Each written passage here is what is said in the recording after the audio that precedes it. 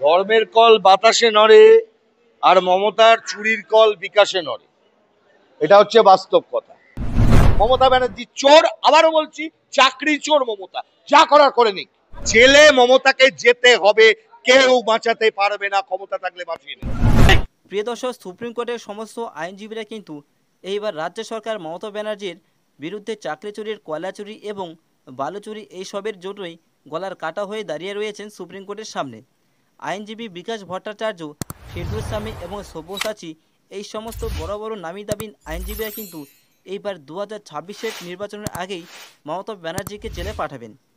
আইনজীবী ফেরদৌস সামি সুপ্রিম কোর্টের সামনে বলেছেন, বুদ্ধদেব ভট্টাচার্যের 35 বছরের আমলের সরকারে যারা চাকরি পেয়েছেন তাদের কি কারো চাকরি বাদ গেছে, নাকি বুদ্ধদেব ভট্টাচার্যের আমলে হাইকোর্ট, সুপ্রিম কোর্ট এবং সেই সমস্ত উকিল টুকিল কিছুই ছিলেন না? সবাই কিন্তু ছিলেন, কিন্তু তাদের বিরুদ্ধে চাকরি চুরি তো কোনো রকম কেস মামলা হয়নি তাদের আমলে। তবে কেন এখন মমতা ব্যানার্জির সরকারের আমলে এত চাকরি চুরি ও দুর্নীতির খবর ভেসে আসছে? দেখুন, জ্যোতি বসুর আমলে সিদ্ধার্থ রায় এরা ছিলেন, একজনেরও চাকরি বাদ যায়নি। কেন বাদ যায়নি? তার কারণ বুদ্ধদেব ভট্টাচার্য এবং জ্যোতি বসুরা এরা টাকার বিনিময়ে দালালদের সাথে নিয়ে সাদার খাতার মাস্টার বানাননি।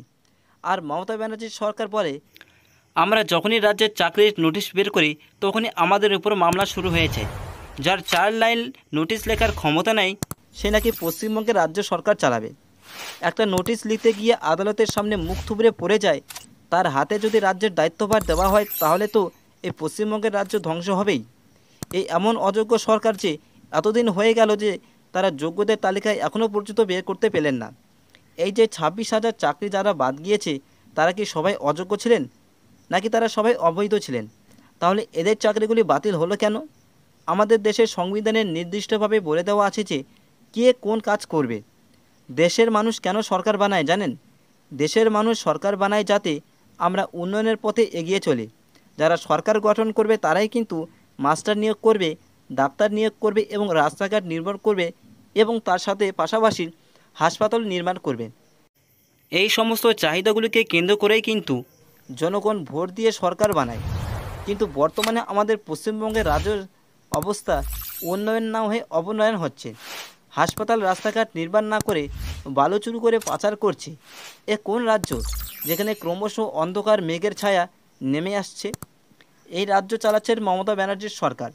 তিনি আদালতের সামনে জবাব না দিতে পেরে জনগণকে বলছে, আমি কি করব, 2016 সালে তো আমি চাকরি দিয়েছিলাম, কিন্তু বড় বড় আইনজীবীরা মামলা করে চাকরিটি বাতিল করে দিয়েছে।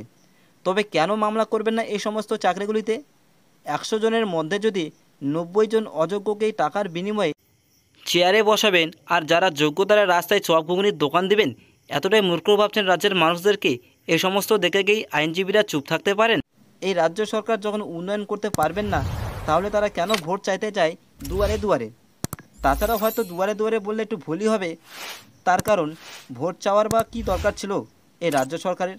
কারণ তারা ভোট বাক্সগুলিকে তো লুট করে নিজের মতন করে রাখে, তাই না প্রিয় দর্শক? আপনাদের কি মনে হয় কমেন্ট করে অবশ্যই জানাবেন। প্রিয় দর্শক, প্রত্যেক দিন রাজ্যের সমস্ত খবর দেখতে প্লিজ এই চ্যানেলটিকে লাইক, শেয়ার, কমেন্ট এবং সাবস্ক্রাইব অবশ্যই করুন, যাতে পরবর্তী ভিডিও আপনাদের কাছে সঙ্গে সঙ্গে পৌঁছে যেতে পারে। এবং আপনাদের হোয়াটসঅ্যাপ গ্রুপে প্রচুর পরিমাণে শেয়ার করুন, যাতে প্রত্যেকের কাছে এই ভিডিওটি পৌঁছে যেতে পারে। প্রিয় দর্শক, দেখা হচ্ছে আপনাদের সঙ্গে পরের খবরে। ততক্ষণে দেখতে থাকুন, সঙ্গে থাকুন। ধন্যবাদ। কোর্টের সমস্ত আইনজীবীরা কিন্তু এইবার রাজ্য সরকার মমতা ব্যানার্জির বিরুদ্ধে চাকরি চুরির, কয়লা চুরি এবং বালু চুরি এইসবের জন্যই গলার কাটা হয়ে দাঁড়িয়ে রয়েছেন সুপ্রিম কোর্টের সামনে। আইনজীবী বিকাশ ভট্টাচার্য, ফেরদৌস সামি এবং সব্যসাচী, এই সমস্ত বড় বড় নামি দামি আইনজীবীরা কিন্তু এইবার 2026-এর নির্বাচনের আগেই মমতা ব্যানার্জিকে জেলে পাঠাবেন।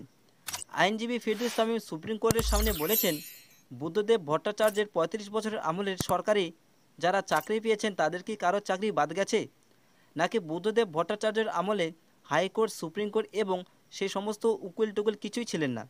সবাই কিন্তু ছিলেন, কিন্তু তাদের বিরুদ্ধে চাকরি চুরি তো কোনো রকম কেস মামলা হয়নি তাদের আমলে।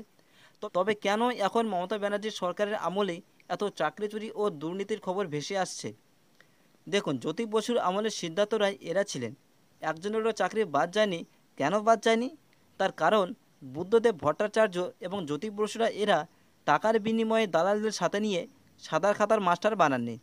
আর মমতা ব্যানার্জির সরকার বলে, আমরা যখনই রাজ্যের চাকরির নোটিশ বের করি তখনই আমাদের উপর মামলা শুরু হয়েছে। যার 4 লাইন নোটিশ লেখার ক্ষমতা নেই সে নাকি পশ্চিমবঙ্গের রাজ্য সরকার চালাবে। একটা নোটিশ লিখতে গিয়ে আদালতের সামনে মুখ থুবড়ে পড়ে যায়, তার হাতে যদি রাজ্যের দায়িত্বভার দেওয়া হয় তাহলে তো এই পশ্চিমবঙ্গের রাজ্য ধ্বংস হবেই। এই এমন অযোগ্য সরকার যে এতদিন হয়ে গেল যে তারা যোগ্যদের তালিকায় এখনও পর্যন্ত বের করতে পেলেন না। এই যে 26,000 চাকরি যারা বাদ গিয়েছে তারা কি সবাই অযোগ্য ছিলেন নাকি তারা সবাই অবৈধ ছিলেন? তাহলে এদের চাকরিগুলি বাতিল হলো কেন? আমাদের দেশের সংবিধানের নির্দিষ্টভাবে বলে দেওয়া আছে যে কে কোন কাজ করবে। দেশের মানুষ কেন সরকার বানায় জানেন? দেশের মানুষ সরকার বানায় যাতে আমরা উন্নয়নের পথে এগিয়ে চলি।